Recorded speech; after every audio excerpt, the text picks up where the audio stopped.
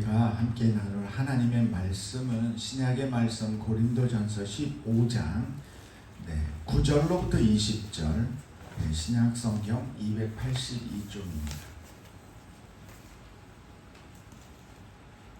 9절로부터 20절까지의 말씀입니다. 자, 우리 함께 한 절씩 교독하며 하나님의 말씀을 봉독하겠습니다. 나는 사도 중에 가장 작은 자라. 나는 하나님의 교회를 박해하였으므로 사도라 칭함받기를 감당하지 못할 자니라.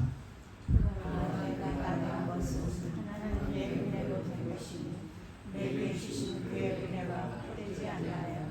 내가 모든 사도보다 더 많이 수고하였으나 내가 한 것이 아니요 오직 나와 함께하신 하나님의 은혜라.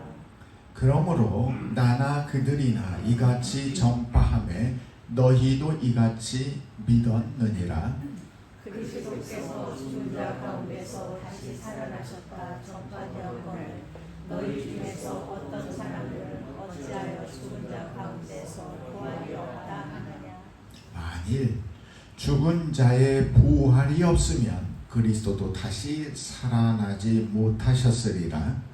그리스도께서 만일 다시 살아나지 못하셨으나 우리가 전파하는 것도 헛것이요 또 너희 믿음도 헛것이요 또 우리가 하나님의 거짓 증인으로 발견되리니 우리가 하나님이 그리스도를 다시 살리셨다고 증언하였습니다. 만일 죽은 자가 다시 살아나는 일이 없으면 하나님이 그리스도를 다시 살리지 아니하셨으리라. 만일 죽은 자가 다시 살아나는 일이 없으면 그리스도도 다시 살아나신 일이 없었을 터이요.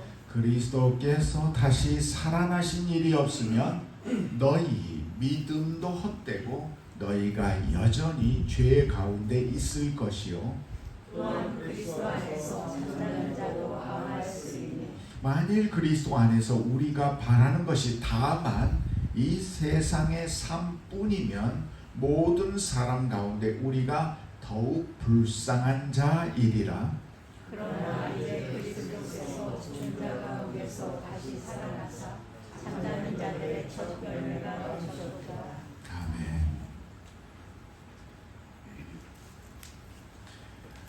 우리 신앙에 큰 영향력을 미쳤던 이 바울 사도가 성경에 등장하기 시작한 때가 언제죠? 예수님의 복음이 사역이 시작된 것을 증언하는 것이 마태, 마가, 누가, 요한이죠. 이 복음서 안에 기록된 것은 그 시작하는 즈음에 함께 했었다라는 증거가 되겠죠.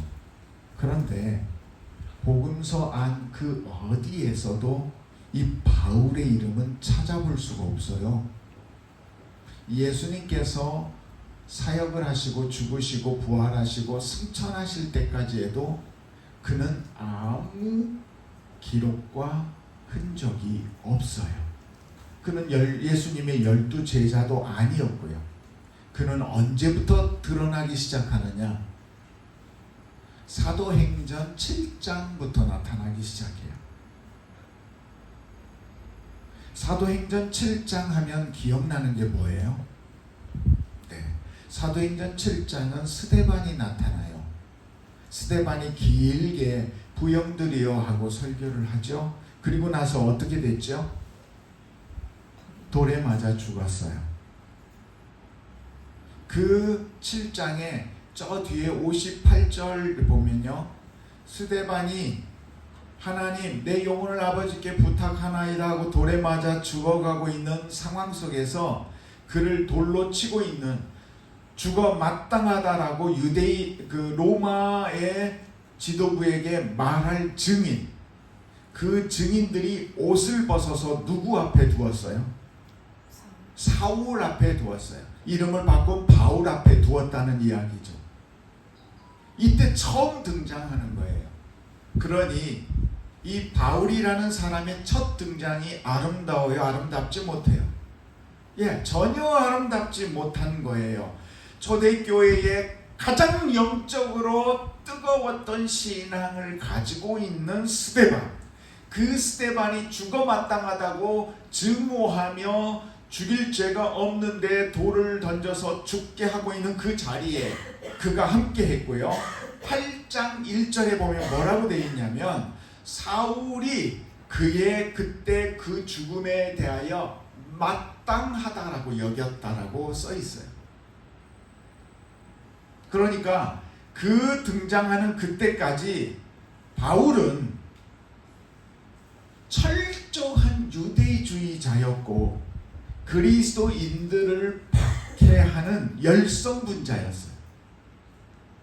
그 다음 8장 3절쯤 가면요, 그는 그 열심이 얼마나 심했는지 이렇게 보이는 사람을 잡는 게 아니라 집집마다 찾아다녔다고 그랬어요.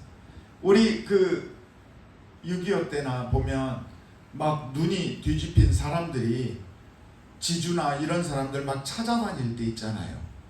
사사시 숨어있는 사람 다 찾아내가지고 잡아서 죽이고 그런 거 한 것처럼 똑같이 그 일을 해서 집집마다 쳐들어가서 사람을 끌어내서 그를 옥에 가두는 일을 했다는 거예요. 자, 여러분, 이런 사람이 과연 그리스도인이 될 수 있을까요?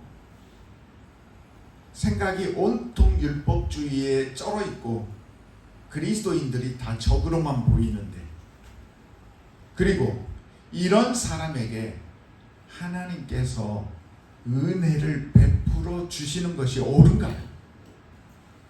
더 좋은 스데반이라는 이 믿음 좋은 사람을 어려움에서 지켜주시고 죽지 않게 하시는 것이 더 낫지 않나요?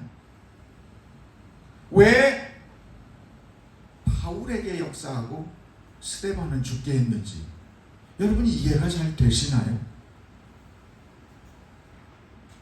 어떤 이유로도 우리가 생각할 때에 그는 하나님의 은혜를 받을 자격이 없어요. 그는 그에게 구원의 기회를 주는 것이 제 생각에도 아닌 것 같은 생각이 들거든요. 죄를 지었으면 죄를 미워하시는 하나님께서 죄의 벌을 주셔야죠.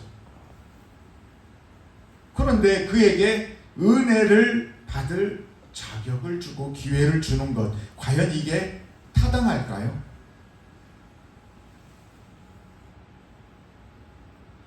우리가 그렇게 얘기하죠. 은혜는 무엇을 전제한다고요? 구원을 얻기 위해서 우리는 무엇을 전제한다고요? 회개. 은혜에 도달하기 위해서는 먼저 회개가 있어야 돼요. 예수님이 나를 위하여 죽으셨다라고 고백하는 게 있어야 돼요. 그러면서 은혜가 나오는 거예요. 회개가 있어야 돼요. 그런데 이 사람이 회개를 했나요? 회개하지 않았는데 왜 주님은 이 사람에게 자꾸 이런 한량없는 기회와 은혜를 베푸실까요?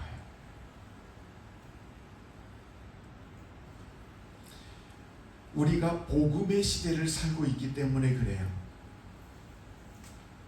어찌 보면 스데반은요, 인생을 살고 살지 못했고 간에 그는 이미 성화의 삶에 다가간 사람이에요. 그는 언제 죽든지 하나님의 나라를 받아들일 준비가 다 되어 있어요. 하나님 입장에서는 완성되어 있는 거예요. 그런데 바울은 지어져 가야 되는 거예요. 좋은 원석이에요. 지금은 잘못되어 있는데, 그렇지만 얼마든지 아름답고 영롱한 빛을 발하는 금과 같이 보석과 같이 빛날 것이 보여지니 그에게 계속 주님은 물을 두드리시는 거예요. 그래서 그는 다메섹 도상에서 회개하는 일이 일어나죠. 주님의 음성을 혼자서 들어요. 모두가 듣지 못하는데 자기에게만 들려요. 눈이 보이지 않아요. 3일 동안 음식도 먹지 못해요. 성경에는 자세히 기록되어 있지 않지만 그는 자기가 지금까지 가져왔던 하나님을 믿는 신앙, 자기의 삶에게 주어진 권세, 이 모든 것을 가지고 잘 가고 있다고 생각했는데 아니라는 상황에 온 거예요. 왜 너는 나의 하려는 그 뜻을 막고 있느냐라는 주님의 음성 앞에서 내가 지금 헛살았다는 걸 알게 된 거예요. 그래서 그는 그 시간 동안 돌이키면서 그 패기와 능력이 아니라 앞도 보지 못하고 손에 이끌려서 아나니아에게 가고 놀랍게도 그의 눈꺼풀에 비늘이 벗겨져서 보게 되는 역사를 체험하면서 하나님이 어떻게 일하실지에 자신을 맞추어 가게 된 거죠. 하나님의 인내심은요, 우리가 이길 수 없어요. 우리보다 훨씬 더 대단하십니다. 우리는 어떤 사람에 대하여 포기했어요. 도저히 더 이상은. 그런데 주님은 그렇지 않아요.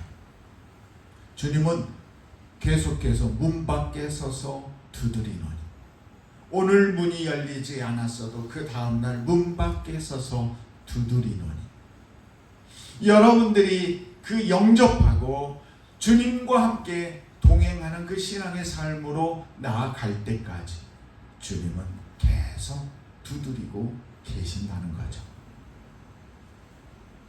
언제까지? 더 이상 우리의 삶을 바꿀 수 없는 죽음에 이르는 그 순간까지. 그 전까지는 하나님은 끝없이 십자가의 강도가 그 마지막 삶의 끝에 예수 그리스도를 붙잡은 것처럼 기회가 있다는 거죠. 그래서 성경은 먼저 된 자들이 잘못 갈 수도 있지만 나중된 자가 먼저 될 수도 있다라고 말하는 거예요. 바울은 예수님을 직접 따랐던 제자가 아니었습니다. 그리고 말씀드렸던 대로 오히려 예수 믿는 사람들을 박해했던 사람이에요. 그리고 스스로 그리스도인 되려는 마음이 전혀 없었습니다. 그런데 하나님은 그 속에 감추어진 하나님을 향한 열정이, 방향이 잘못되었다는 것을 아시고 그의 방향을 바꾸어 주신 겁니다. 그래서 그는 방향이 바뀐 이후부터 더 열심히 예수님과 함께했던 제자들보다 2배, 3배 더 열정적으로 복음을 위해서 살았습니다. 그래서 그의 수많은 서신들이 오늘 우리에게 읽혀지고 있고요. 그의 헌신의 모습은 타의 추종을 불허하지요. 오늘은 우리가 고린도 전서 15장의 말씀으로 나누지만 고린도 후서 11장에 보면은요, 바울이 이렇게 고백해요. 내가 이 사역을 감당하면서 어떤 일들을 당했는지 아느냐? 유대인들에게 40에서 하나를 감한 매를 5번이나 맞았다라고 기록해요. 40에 하나를 감한 매는 그 무슨 의미예요? 사람이요, 40대에 매를 맞으면 죽음에 이른다고 해요. 그러니까 죽음에 이르기 바로 직전까지 사람이 맞는 거예요. 근데 그걸 5번이나 맞았대요.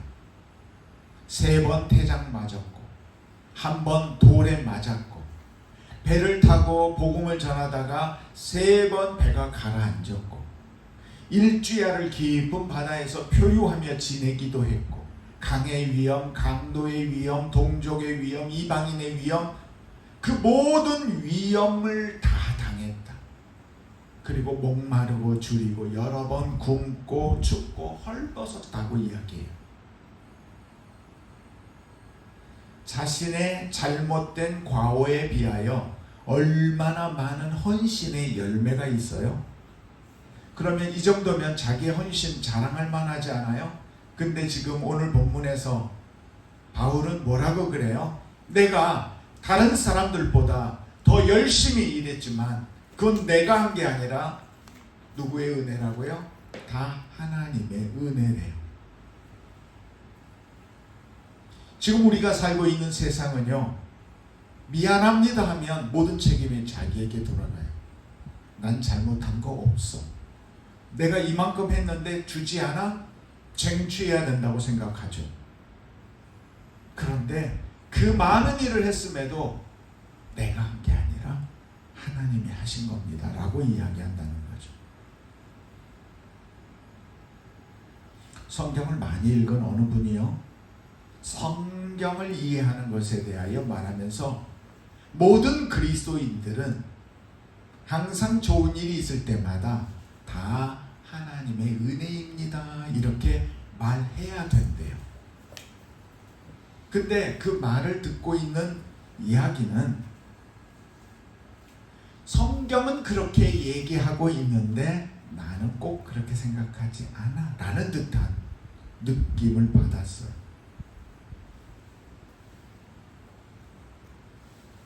머리로 알고 있는 정답과 그렇게 하고 싶은 내 마음과 하기 싫은 내 마음이 각각 틀려요.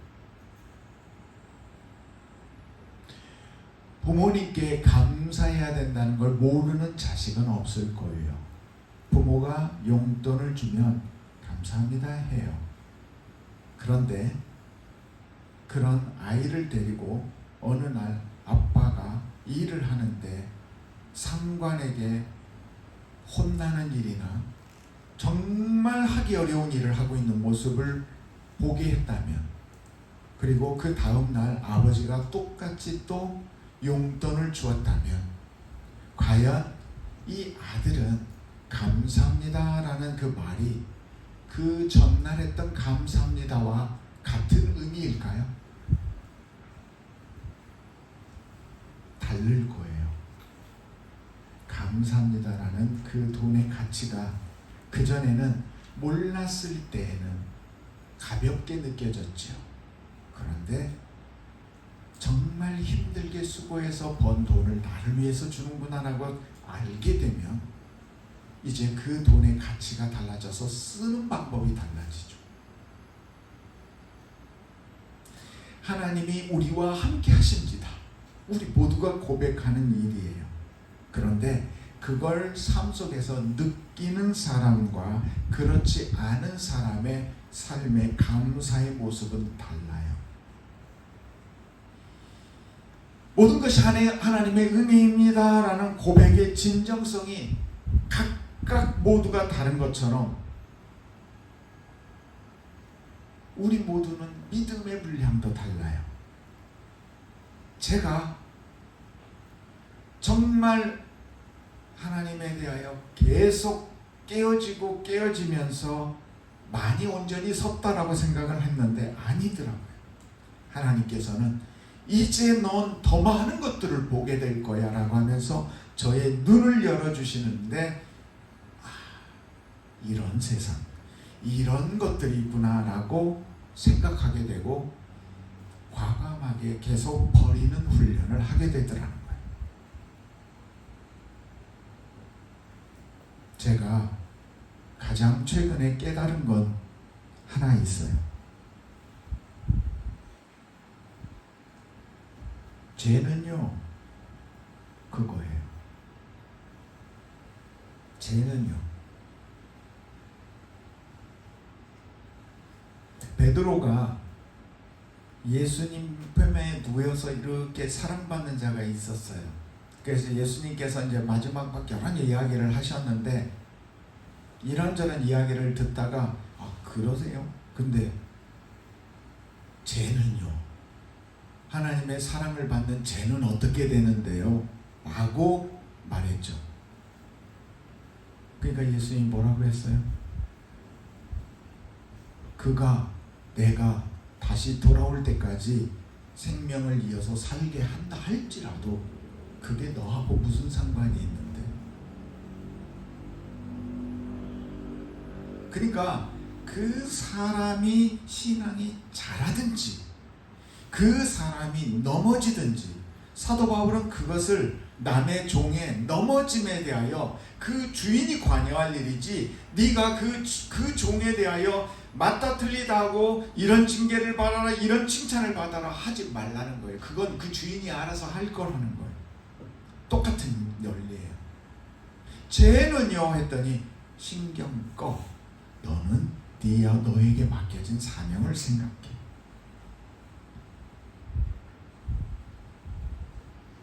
예수님이 그러셨죠. 선한 목자는 어떻게 한다고요? 우리 안에 있는 99마리를 귀하게 여기며 한 마리쯤은 그런다고요? 아니면 99마리를 두고 그 한 마리를 찾아 간다고 했어요? 안 했어요? 간다고 했죠. 왜 그러실까요? 바로 이거예요. 하나님은 계속 두드리시는 거예요. 누구를? 아직 영접하지 못한 자, 아직 복음을 듣지 못한 자, 그들 모두에게 하나님은 끝없이 지금도 성령 하나님을 통해서, 우리를 통해서, 어떤 사건을 통해서 노크하고 계시는데 그 소리를 전혀 못 듣고 있는 게 문제라는 거죠. 요나서의 중요한 이야기가 뭐예요? 요나서는 어떻게 이야기가, 설교 말씀이, 내용이 좀 성경이 있다가 딱 끊어진 것 같아요. 마지막 말씀이 뭐예요? 이 니누에는 사람이 12만여 명이 있고 많은 가축들도 있는데 내가 아끼는 것이 어찌 합당하지 아니하리 하고 끝나요. 하나님은 계속해서 두드리신다는 거예요. 그들을 돌이키고 회복시키시겠다는 거예요. 그게 하나님의 뜻이라는 거예요. 그런데 우리는 쟤는요 하면서 쟤는 안 돼요 이렇게 생각하면서, 쟤는 이런데 왜 나는 이래요 라고 하면서 신앙생활을 잘못하고 있다는 거죠. 주님은 나는 너하고 관계할 거야. 쟤는 나하고 관계할 거야. 너는 신경 끄고 너의 신앙을 세워가고 라고 말씀하신다는 거죠. 이 진리를 깨달으면서 많은 자유함을 얻었어요. 저는요 여러분에게 말씀을 전하는 자예요. 여러분의 삶의 태도를 보면서요, 좋은 코치는 초보자를 데리고도 그가 어디까지 올라갈지를 자질을 알아보고요, 그걸 그만큼 성장시키는 일을 해야 돼요. 국가대표 감독도요 잘못하면요 바로 경질되더라고요. 주님 앞에서 저는 여러분의 신앙을 돕고 세우는 일을 하고 있는데 이 일을 제대로 못하면 저 경질될 거예요. 그래서 저는 그것에 관심해요. 근데 그 관심 속에서가 힘든 게, 자꾸 제 생각에 쟤는요 저런 믿음인데요 라는 생각을 하면서 제가 정죄하려고 하더라는 거죠. 그래서 그걸 안 하기로 했어요. 하나님, 저 영혼 살펴주세요. 저 영혼 불쌍히 여겨주세요. 자기가 무슨 말을 하는지도 몰라요. 아무리 말해도 깨닫지 못해요. 그렇지만 하나님은 지금도 문 두드리시는 거 믿어요. 언젠가는 돌이키겠죠. 언젠가는 주님을 만나겠죠. 언젠가는 회복되겠죠. 다른 곳에 있는 것보다 이 자리에 있는 지가 얼마나 기쁜 자리인지를 알겠죠. 하박국 선지자가 그랬죠. 비록 무화과 나무가 무성하지 못해도, 포도나무에 열매가 없어도, 감람나무에 소출이 없어도, 밭에 먹을 것이 없고 우리의 양이 없고 외양간에 소가 없을지라도 나는 여호와로 말미암아 즐거워하며 나의 구원의 하나님으로 인하여 말미암아 기뻐하리로다. 여러분 그 느낌 조금 아시겠어요? 다 하나님의 은혜. 잘못된 길을 열정적으로 살았는데 하나님이 개입하셔서 인생을 바꾸시니 내가 이런 상급을 기대할 수 있게 됐고 의의 면류관을 기대할 수 있게 되었고, 그러니 하나님의 은혜가 되더라는 거죠. 이 하나님의 은혜라는 고백이요, 모든 음식을 만들어도 싱거운 맛이 있지만 진한 맛이 있는 것처럼 각자 믿음의 고백의 상태가 다른 거예요. 그렇게 되면서 현실이 녹록지 않은데요. 이 현실에 감사하는 마음이 좀 생겨요. 이 시대에 태어난 것도, 목회자로 여러분 앞에 서게 된 것도, 이 군산 땅에 와서 동신교회에 부임하게 되어서 긴 고난을 겪은 것도, 분립해서 우리 카페 교회를 섬기며 여러분과 함께 하게 된 이 모든 것에 감사를 드립니다. 여러분은 아닌 것 같아요. 아무도 아멘을 안 하네요. 무엇보다 중요한 것은요, 감사하는 것은 세상이 주는 평안보다 세상이 줄 수 없는 주님의 평안을 점점 더 많이 느끼게 되었다는 것이죠. 죽을 것 같았던 고통스러운 그 터널을 지나가고 보니 전에 볼 수 없었던 것들을 보게 되었고, 환경이 달라지지 않았는데 감사할 수 있게 되더라는 거죠. 여러분, 우리는 수백 년 전에 태어났으면 매우 단순한 삶을 살고 있을 거예요. 더 불편한 삶을 살고 있었을 거고요. 하나님은 그때도 생명을 보내셨고 지금도 보내셨어요. 우리는 그나마 더 나은 지금 삶을 살고 있는 거예요. 조선시대 평균 수명이 몇 살이요? 조선시대 평균 수명을 정확하게는 약 한 30세쯤 본대. 왜 그러냐? 영아들이 죽는 경우가 너무 많아요. 그때는 이 위생 개념 때문에 태어나자마자 아이가 죽고, 여럿을 낳지만 많이 죽고, 그러다 보니까 평균으로 계산을 하면 30세쯤 된대요. 그러나 아이가 5년 동안 그 질병과 모든 것을 견디고 5년 이상 자라고 5살 이상 자라게 되면, 그걸 기준으로 하면 조선시대의 사람들은 약 한 50세 때까지 산대요. 근데 지금 우리 모두는 대부분 평균 수명이 다 80세 이상이잖아요. 그러니까 그때보다 지금 60%를 더 사는 거예요. 삶의 길이가 길어졌어요. 수명만이 아니라 삶의 질도 좋아진 것 같아요. 깜짝 놀랐어요. 어떤 환자가요, 쓰러졌어요. 누군가가 911에 전화를 걸었어요. 그래서 911이 그 전화를 받고 그 환자를 응급처치해가지고 살렸어요. 이 전화한 당사자가 누군 줄 아세요? 애플워치예요. 사람이 아니에요. 그렇다고 지금 그래? 그럼 나 당장 애플워치 사야지? 뭐 그렇게 하셔도 좋아요. 애플워치가, 그 시계가 내 주인의 맥박을 측정하고 있다가 이 상황을 보고 심장 점점 떨어져가는 모습을 보고 AI가 911에 전화를 한 거예요. 위험해요. 우리 주인이 위험해요. 그래서 와서 살린 거예요. 시대가 지금 그런 시대가 되었어요. 여러분이 어디든지 그곳을 위성에서 찾아갈 수 있어요. 어디서든지 여러분의 위치를 찾아갈 수 있죠. 이제는 작은 반지나 시계만 차고 있어도 여러분들의 건강을 위기에서 구할 수 있는 그런 시대가 되었어요. 상상을 초월해요. 저는요, 저에게 남겨진 약 한 20여 년의 삶이 어떻게 바뀔지 저는 잘 모르겠어요. 저는 지금도 감사하고 앞으로 바뀔 그 세상을 살아가는 모든 것에도 감사해요.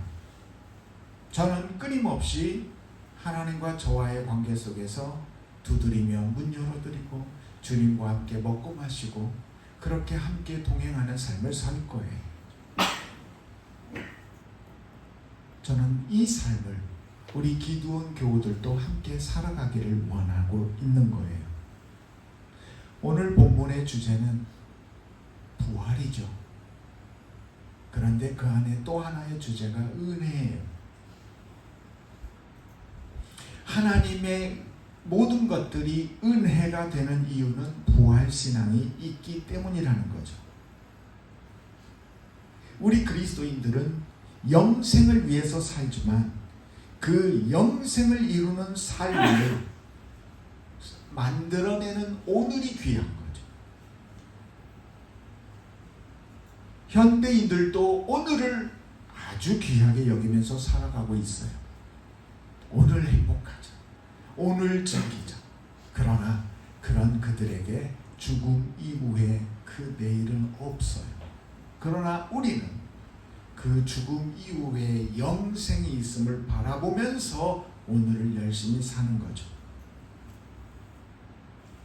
그래서 바울은 이야기하죠. 내가 이렇게 열심히 살았던 것 하나님의 은혜인데 이 생이 전부라고 한다면 나는 이 세상을 사랑하는 불신자보다도 더 어리석은 삶을 산 것이다.